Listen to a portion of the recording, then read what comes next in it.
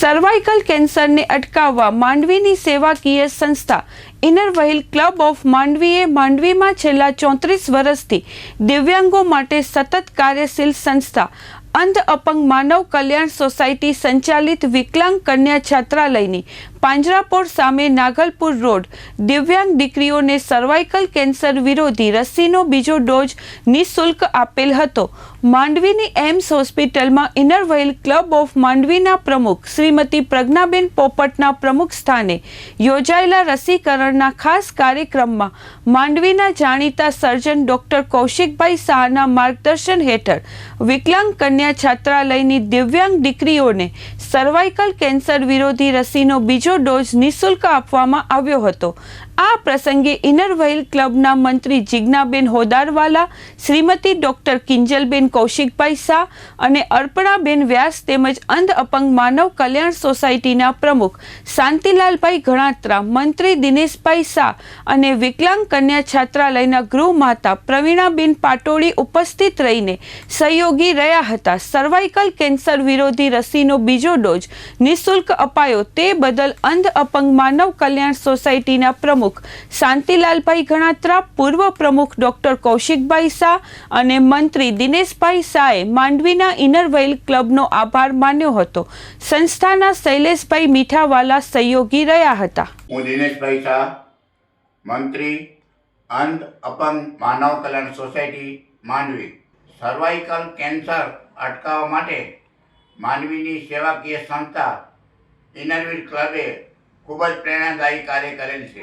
છેલ્લા 34 વર્ષથી કાર્યરત માંડવીની અંધ અપંગ માનવ કલ્યાણ સોસાયટી સંચાલિત દિવ્યાંગ કન્યા છાત્રાલય જે 2015થી કાર્યરત છે, એમાં અમારી દિવ્યાંગ દીકરીઓ છે, એ દિવ્યાંગ દીકરીઓને ભવિષ્યમાં સર્વાઇકલ કેન્સર ન થાય એના માટે ઇનર વ્હીલ ક્લબે ખૂબ જ પ્રેરણાદાયી કાર્ય કરેલ છે।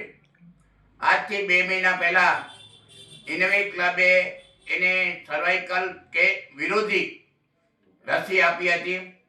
2 મહિના સંપન્ન થતાં તાજેતરમાં માંડવીની એમ્સ હોસ્પિટલના સર્જન ડોક્ટર કૌશિકભાઈ શાહના માર્ગદર્શન હેઠળ સર્વાઇકલ કેન્સર વિરોધી રસી આપવામાં આવી હતી। આમ માંડવીના ઇનર વ્હીલ ક્લબે ખૂબ જ પ્રેરણાદાયી કાર્ય કરેલ છે।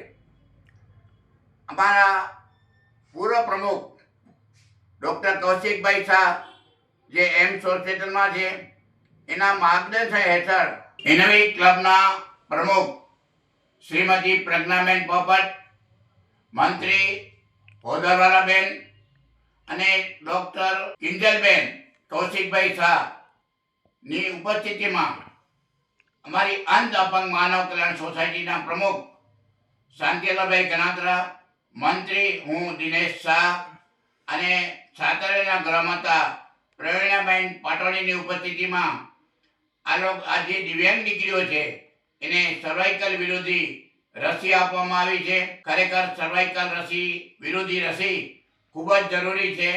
સરકાર પણ જાગૃત બની છે અને સરકારનો પણ લક્ષ્યાંક છે કે ગુજરાતમાં સર્વાઇકલ રસીકરણનું કાર્ય શરૂ થઈ ચૂક્યું છે।